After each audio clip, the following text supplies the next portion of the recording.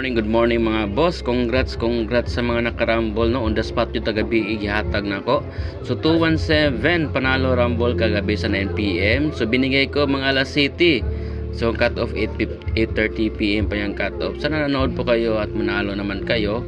So ngayon din no, 10 AM. So panalo din tayo sa Misamis Oriental sa Stay Local.